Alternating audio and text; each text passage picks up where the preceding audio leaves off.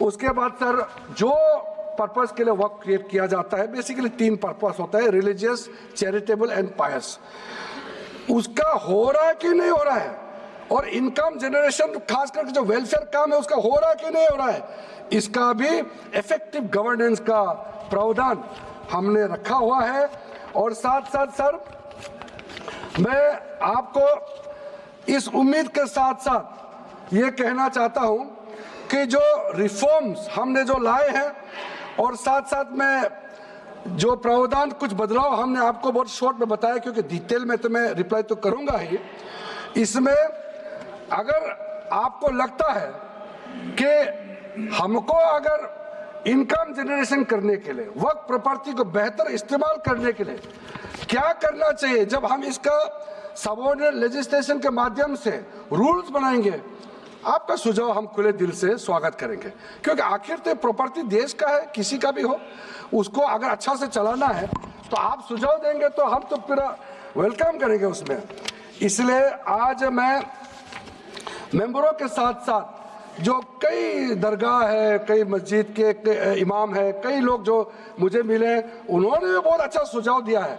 उसको डिटेल में मैं यहाँ कहना नहीं चाहता हूँ, लेकिन हम रिकॉर्ड में रखा है, कई अच्छे अच्छे सुझाव हमारे पास आए हैं, वो भी हमने नोट करके रखा है।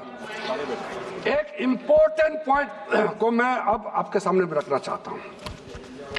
ये जो हमने एक डेफिनेशन में जो बदलाव लाया है, इस डेफिनेशन में बदलाव का सबसे बड़ा मतलब ये है कि मुसलमानों में भी जो वक्फ के अंदर में अपना प्रॉपर्टी, वक्फ प्रॉपर्टी इस वक्फ बोर्ड के प्रावधान से गवर्न करना चाहते हैं, मोस्ट वेलकम है। अगर वो ट्रस्ट के माध्यम से अपना प्रॉपर्टी का अलग तरीके से वक्फ करना, वो चलाना चाहता है, मैनेज करना चाहता है, उसके लिए भी छूट दिया गया है। तो इसमें जो आप लोग बार बार कहते हैं कि वक्फ बोर्ड में गैर मुसलमान कैसे आ रहा है, इसका मैं छोटा सा एग्जांपल देना चाहता हूँ। अभी हम लोग किसी धर्म, किसी जाति का हिसाब से तो हम एमपी नहीं बने हैं, हम तो ऐसे सिटीजन होकर के एमपी बने हैं। तो अगर मेरा कॉन्स्टिट्यूंसी वाला हमको कहेंगे कि किरण रिजिजू मेरा यहाँ नहीं आ सकता है, हमारा धर्म और तुम्हारा धर्म अलग है, तो कैसे होगा? मैं तो एज ए एमपी मेरे पास अथॉरिटी है, मैं जा सकता हूँ। उसी प्रकार से आपका ट्रस्ट है, ट्रस्ट को चलाता है चैरिटी कमिश्नर। तो ट्रस्ट वाला कैसे कहेंगे कि चैरिटी कमिश्नर मेरा जात का ही होना चाहिए? चैरिटी कमिश्नर तो गवर्नेंस को संभालने के लिए है, चलाता तो ट्रस्ट है। उसी प्रकार से आप कैसे कह सकते हैं कि मेरा वक्फ प्रॉपर्टी को देखने के लिए वक्फ बोर्ड में गैर मुसलमान नहीं हो सकता है? आप कैसे कह सकते हैं? ये तर्क को आप थोड़ा गहराई से सोचिए, क्योंकि ये बार बार कहा गया है, मैं नाम नहीं लूंगा, वो बाद में तो बोलेंगे हमारे कुछ लोग हैं कि मुस्लिम का अफेयर्स में नॉन मुस्लिम क्यों आ रहा है। अरे ये धार्मिक व्यवस्था से कोई लेना देना नहीं है, मैं बार बार कह रहा हूँ। इसलिए ये प्रॉपर्टी है, वक्फ प्रॉपर्टी है, आप लोग इसको समझिएगा। उसके बाद सर ये जो हमने जो 2013 के बाद कुछ बदलाव जो किए हैं, वक्फ बाय यूजर में कुछ लोग ने शंकाएं व्यक्त किया है, कह रहा है कि वक्फ बाय यूजर हटाने के बाद अब सरकार जो है मस्जिदें छीन लेंगे, दरगाह छीन लेंगे, मुसलमानों का प्रॉपर्टी छीन लेंगे, ऐसे बोलते हुए मैंने सुना है। इस तरह का कई जगह में बोला है। मैं इसमें साफ साफ कहना चाहता हूं, हम लोग सब हर किसी ना किसी राज्य से आते हैं।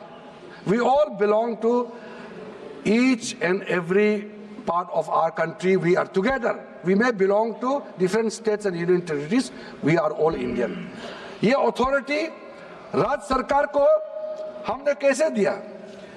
जो प्रॉपर्टी वक्फ यूजर को हम लोगों ने हटाने के बाद ये प्रावधान सुरक्षित किया है, ऑथोराइज किया स्टेट गवर्नमेंट को कि जो प्रॉपर्टी रजिस्टर्ड हो चुके हैं, जब आप नमाज पढ़ते हैं, रजिस्टर्ड है, डॉक्यूमेंट है, उस पे कोई हस्तक्षेप नहीं होगा। ये कानून प्रोस्पेक्टिव है, रेट्रोस्पेक्टिव नहीं है। ये आप लोग बहुत क्लियर से सुन लीजिए, ये किसी का जमीन छीनने का कानून नहीं है। ये किसी का राइट, किसी का हनन करके उसका प्रॉपर्टी को हड़पने का नहीं है। राज्य सरकारों को अधिकार दिया गया है कि जो ऑलरेडी रजिस्टर्ड है उसका तो कोई डिस्प्यूट नहीं है, लेकिन जो डिस्प्यूटेड है, जो कोर्ट में पेंडिंग है उसको हम यहाँ कानून बना के कैसे हटा सकते हैं? कोर्ट का पावर को तो हम ले नहीं सकते सर। इसलिए यहाँ बार बार ये लोग माइक बजा बजा करके झूठ 100 बार भी बोलो, कुछ होने वाला नहीं है। सिटीजनशिप अमेंडमेंट बिल जब लाया गया था, वही लोग हैं जिन्होंने कहा था कि सिटीजनशिप अमेंडमेंट बिल पास होकर एक्ट बन जाएगा तो मुसलमानों का हक छिन जाएगा, उनका नागरिकता खत्म हो जाएगा। आज सीए लागू हो गया, बताइए किसी मुसलमान का अधिकार छीना है? किसी मुसलमान का नागरिकता छीना है? बताइए, क्या आप माफी मांगेंगे? आपने देश भर में घूम घूम कर झूठे बातें फैलाया, आज आप साबित हो गया कि आपने झूठ बोला था, लेकिन आज आप माफी मांगने का भी हिम्मत नहीं रखते हैं। जिगर थाम के आप लोग सुनिए, ये आप आज दोबारा आप मिसलीड करेंगे, गलत बातें करेंगे तो फिर मुंह खाना पड़ेगा आपको। फिर कोई और बिल लेके आएंगे, फिर मैं आपका पर्दाफाश करेंगे फिर से। इसीलिए सर, हम लोग तर्क पे जाइए, पॉइंट पे जाइए।